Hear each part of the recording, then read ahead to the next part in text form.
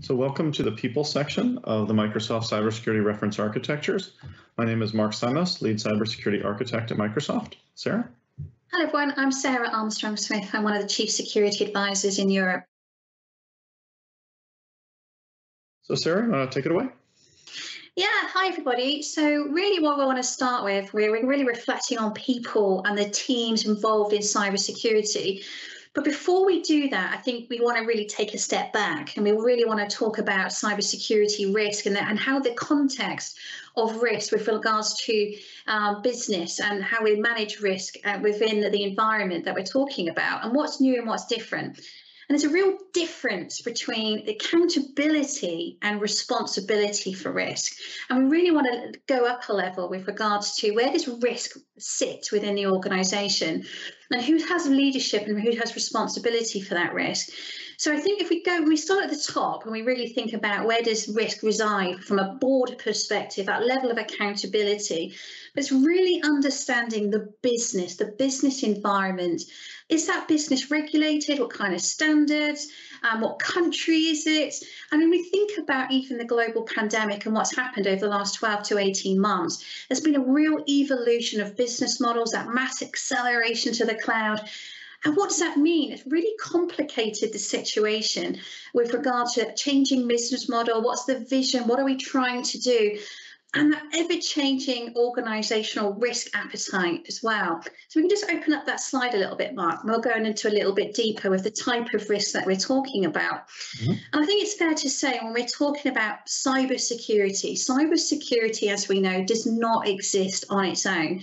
We're faced with a myriad of different risks, hitting us different types and all over the time.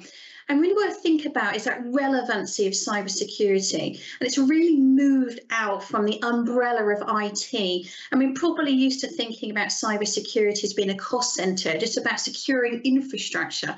But actually it's fundamental to the business and how the business operates. And what we're really talking about here is cybersecurity by design and by default, and making sure that we're always relevant to what's going on.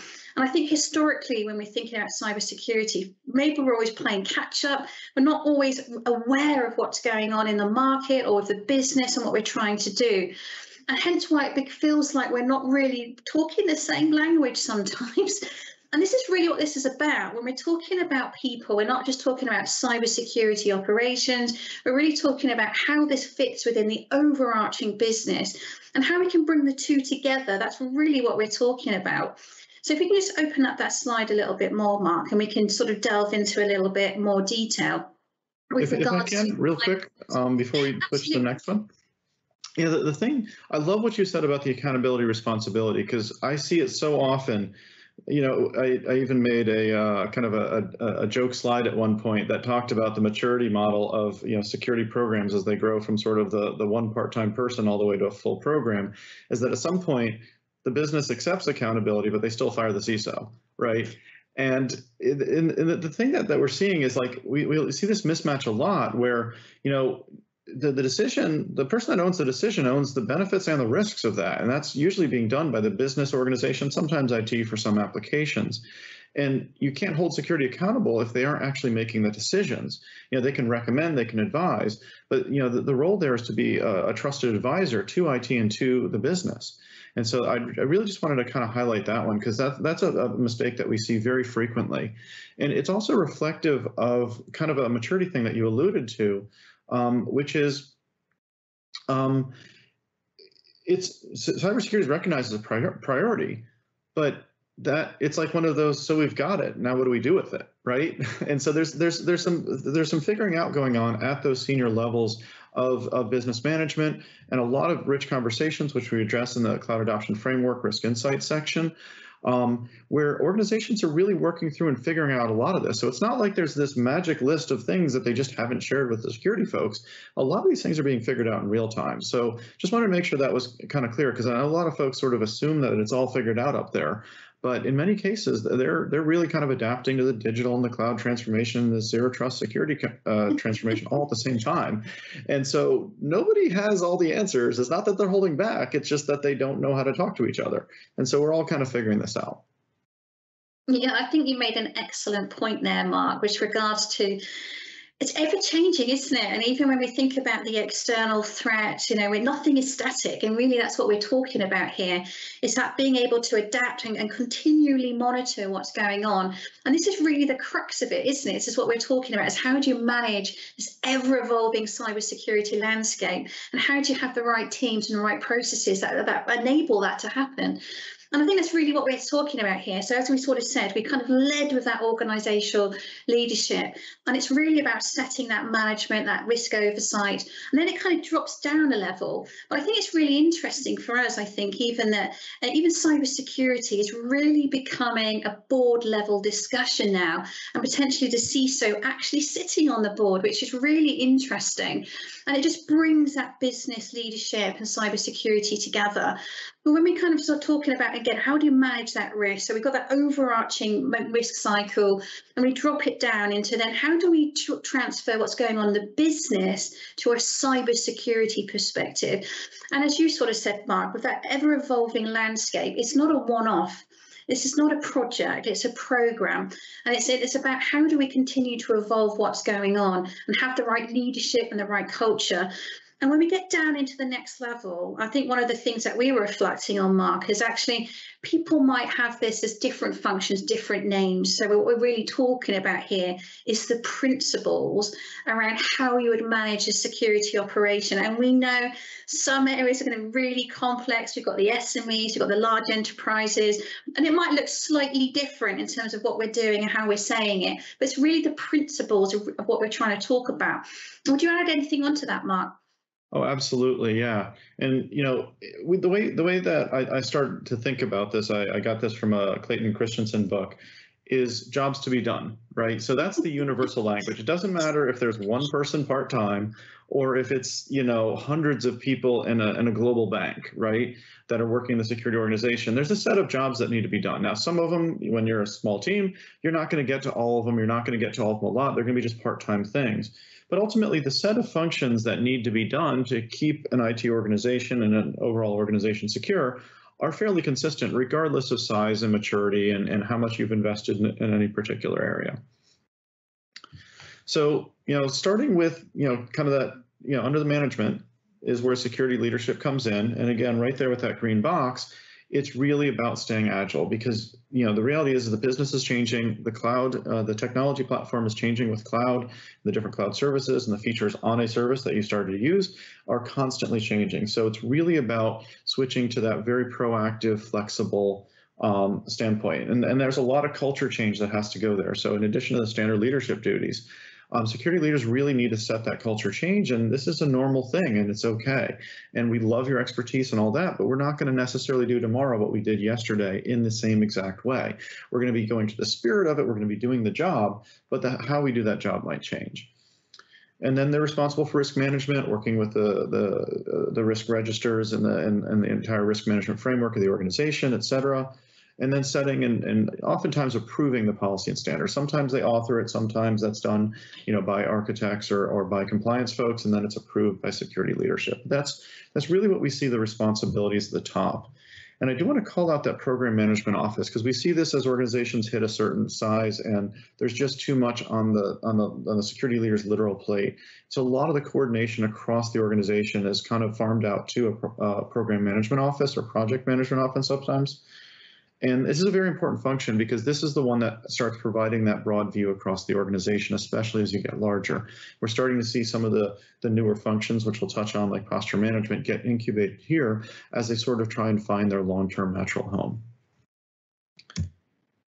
So getting into technical risk management, there's this sort of interesting tension between security and compliance. They're both ultimately, specifically in this case, security compliance with security requirements and regulatory frameworks and whatnot. There's many more things to be compliant with outside of cybersecurity. But in the case of security compliance versus, security architecture, they're both really trying to answer the same question and address any of the gaps in it, which is how am I secure? how secure am I? And what should I be doing? They're trying to answer the same questions. They just have such a different scope, because compliance oftentimes has to be complete and thorough and well documented down to the detail, and that takes months. And oftentimes you don't do it for every 2 or 3 years, and you can't be patching and securing your servers based on a report from 3 years ago. It just doesn't work. And so security has much more of a real time, dealing with the attackers as they happen, but you still have to report to your regulatory compliance bodies. And so they're both trying to answer the same thing, but they're sort of the same, but they're sort of different. And so we found that each one has its own specific mission and value, but they're very similar. So we got to keep those in close coordination. Things are getting better. The cloud is allowing them to get closer, but they're still, in many cases, two distinct functions. And I might just add that to Mark as well, that historically, I think compliance has probably been seen as an independent oversight of what the security team are doing. But there's so much value to having them actually working together in unison, particularly when we're talking about really understanding that business environment. As you quite rightly said, Mark, is there regulatory requirements? Is there standards that we're trying to adhere to? And it's really about understanding, therefore, what's the level of controls that need to be in place. And then from an architecture perspective, it's kind of taking those controls. And as we touched on, is how do we enable security by design and by default? And that design is so important when we're talking about what comes next, when we're talking about that architecture, how we manage security, how we manage threats, all of those things combined. But it's a continuous feedback loop. That's really what we're talking about. It's not a one-off static, we must be compliant to this. It's constantly evolving. And I would always sort of just pick up an area of caution there as well, is actually a lot of the regulatory requirements and standards are out of date. So we shouldn't be looking at some of these are just baselines, and actually the level of compliance, the level of security probably needs to operate at a much, much higher level than that. And actually, when we're talking about some of the security benchmarks and principles that we have baked in, is we're actually trying to lift the game. That's really what we're trying to do, is take it from a static policy to being more dynamic. And hence why the two really need to work in unison there. Oh, absolutely. I like to think of the way the compliance was written is it's absolutely the latest and greatest and best practices and the right way of doing things at the time it was written, right? and the reality is the real world has changed since then. It's still a great baseline. It's a great place to start, but being compliant is not being secure. You've got to go beyond that to keep up with today's threats. Yeah. So great best practices, but again, teamwork is going to win the day. And then speaking of teamwork, security doesn't own the servers. They don't own the applications. They don't own the people from a human resources perspective that, essentially are the points where, attacks could come in and risks could happen. And so security really works as an overlay over the IT organization and to a degree the rest of the organization as well, through application teams, development teams, you name it. And so there's a lot of different functions working with the people, the apps, data, the infrastructure and endpoints, the identity keys, which are kind of the same thing, but not exactly. And then the operational technology environment, if you've got factory floors and other kind of computers in charge of physical machines, you need to be able to secure those things. You need to have visibility into them. You need to put controls in place to avoid risk situations and prevent attacks. And so there's a lot of different overlay teams that need to have good relationships and work closely with them. Now, they should work closely with them and have good relationships, but that isn't always the case. There's sometimes a little bit of friction because security is seen as an overhead or it's brought in at the end.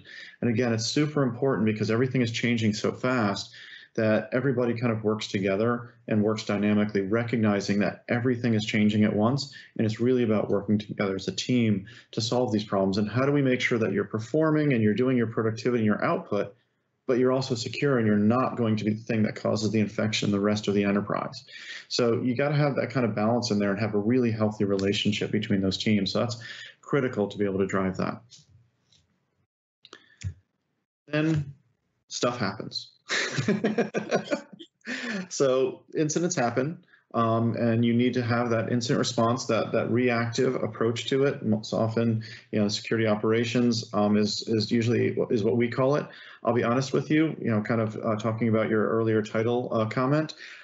I have seen more titles and names of this department, or really of security departments and people in them, than I can count, which is another reason why we pick jobs to be done, because sometimes it's active defense, sometimes it's the SOC, sometimes it's security operations, sometimes it's cyber defense, sometimes there's just so many different variations on it. But security operations is what we call it, oftentimes called a SOC as well, Security Operations Center. And you've got to deal with the attacks that come in, and you've got to knock them down fast. You've got to limit the time that the attackers have access, your mean time to remediate those incidents, so that the attacker that's sitting there doing their thing, all of a sudden, I'm out, right? That's what you're going for as fast as you can. And of course, if there's a threat to it, like, hey, this one could go bad and it could get into business operations and take us down, you want to focus and prioritize that if that is at risk. And so that's really where incident response comes in. And then no matter how good your sensor network is, no matter how many sonar buoys you have trying to detect the submarines, something's going to always slip through, right? And so you've got to have proactive threat hunting to look for the things that you might miss. And so that's really an important proactive component of the incident management. And then, of course, the different elements that integrate with a business and coordinate with public relations and communications and HR as appropriate as well. So that's the reactive side. And then on the proactive side, you got to prepare for the next one. We just got hit by this. Our industry peer or competitor just got hit by this. We're seeing ransomware all over the place. Are we prepared? Is this a risk scenario that we're looking at? Can we do a practice exercise on this so we know, are we ready to have the right communications out quickly to our customers, to our regulators? Are we ready to do a restore of Active Directory or whatever happens to be attacked that we've seen on there? So you've got to be proactively prepared, because again, a lot of different parts in the organization might be involved in an incident, especially a large one, that need to all of a sudden restore a lot of backups. Have we made sure that those backups are actually good and tested them? So there's a lot of different elements that have to be done on a proactive basis. And so, even though that sometimes starts with security operations, we're seeing it kind of move into a more of a governance or project management, program management office function. So it's usually somewhere in between there. Anything to add, Sarah? Yeah, please, Mark. Yeah, I was just going to say, actually, we talk a lot about resilience. So if we assume compromise, we assume these type of breaches. But as we were sort of talking about, cyber security and the cyber response doesn't work on its own. So if we're going to have to start isolating parts of the network, shutting things down, doing backups and restores, all of these type of things that we would expect to happen, what's the business response? So actually, when we're thinking about these playbooks, as much as we're thinking about how to contain and restore the IT infrastructure, we have to think about what the business are doing as well, and are they prepared? And actually, it's really important, therefore, that when we're thinking about how we do these practices, that enablement, how we build resilience, is that combination of the business, the IT, and the cybersecurity coming together, and also reflecting on those lessons learned and reflecting on whether we then have to evaluate our risk profile and our risk appetite as a result of what's just happened, or potentially what's on the horizon with those changing threats. So it's really important, as we say, it's really about that enablement of that resilience end to end. Yeah, the first time you think about who should I talk to about this, you don't want that first time to be when the attacker's on the network live. That's not the best time to be thinking about that for the first time. So threat intelligence is your lesson learned. It's your nervous system. It's what connects all these out. It takes those lessons learned from security operations and then shares them throughout the organization. Most of the time in the early stages, we see most organizations start with very tactical IOCs and indicators of compromise, file hashes, very specific technical, tactical things is where we see these organizations start, but really they need to mature up and say, hey, listen, we're seeing this from this particular nation state. They were going after these assets. Let's make sure we're going and seeing if there's any other similar assets they might be interested in. Do the right protections, are they in there? Do the business leaders know that they're being targeted by these? So the threat intelligence really needs to be growing up from that tactical start into a much more strategic piece. And so it really needs to become the nerve center of that sharing of lessons learned from yourself as well as from other organizations and other intelligence sources. And then last is this interesting shaped object, which is new, right? So we talked about that tension between security and compliance before. And one of the things that's sort of emerged that's starting to be a place where you're able to do kind of two things at once on both sides of that is posture management. In the past, we've had to have this very different view of those things. But now with the cloud and software-defined data centers and everything available through an API, you can now have an on-demand view of how am I doing? How secure am I? And I know real time whether or not I'm compromised on this endpoint. Let me feed that into my access control decision. So if this user is logging in from this endpoint, you're cut off. You can go to YouTube and some public stuff, but you're not getting to the sensitive data, right? So being able to connect those two, to be able to take a look at your posture overall and score it and report on it and see the trends and compare yourself to other organizations, other industries. There's a whole new world once you have this continuous monitoring, to use the old Department of Homeland Security term. Once you have this continuous visibility and this posture management, it really changes things. And we see this one being hosted very frequently in the program management office because it has that broad view across the technical teams and has that broad view across the life cycle, the sort of realized risk of an active attacker versus the preventive controls. And so that tends to be where we see this one starting out. But it's a super critical capability to build because most of the time it's only been, patch scanning and then go fix your patches, right? But this is really becoming a whole set of configurations and, is this available on the internet, as a VM or as an internal service? That shouldn't be. Some is supposed to be, some isn't. And so there's this whole new world that really needs to have people with eyes on it, paying attention all the time, kind of an active governance as it were. Yeah, if I could just add to that, Mark, this is why it's so important in the context of risk as well.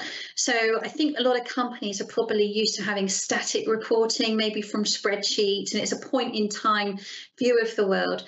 And this we were sort of saying, when we're talking about compliance and security being hand in hand, it's really about being dynamic to what's going on and those changes. Now, we know attackers are taking advantage of where those vulnerabilities might be in your network, in your infrastructure. And we know through misconfigurations, how much of those resources are exposed to the internet, those type of things. So when we actually have the secure score, we can see those vulnerabilities. This is where we need the insight from the risk team and compliance team to be able to prioritize how do we close those risks down. Or conversely, if we're not able to fix those vulnerabilities in a timely manner, making sure that our security operations team are aware potentially there's an increased threat as a result of these vulnerabilities. And it's really that's where we go full circle around actually that enablement being more proactive and making sure that we've got visibility of those known threats and how much risk, again, are we prepared to accept or not accept as a result of the vulnerabilities that are now being detected through that posture management. And I think it's fair to say, Mark, this area is, although it's new, it's so critical when we're talking about how to manage security proactively and how to modernize security operations as well. Completely agree. And the last thing before we close out that I wanted to cover is there is a reason for that very dark line between posture management and incident management, because if something isn't going right or something isn't being prioritized from a security perspective and you get more incidents from it, the people that pay the price are incident management, the people that are dealing with the incidents, because they're getting more incidents because there's things aren't patched or the passwords weren't secure or there wasn't using multi-factor authentication or what have you. And someone's got to respond to that. And that just increases their caseload. So you will find that your security operations is going to be one of your best advocates to drive maturity through the rest of the organization. So please listen to them because they have to deal with anything that doesn't go well. So with that, I think it's time to close out. Thank you all for attending this section of the Cyber Reference Architecture. Thank you.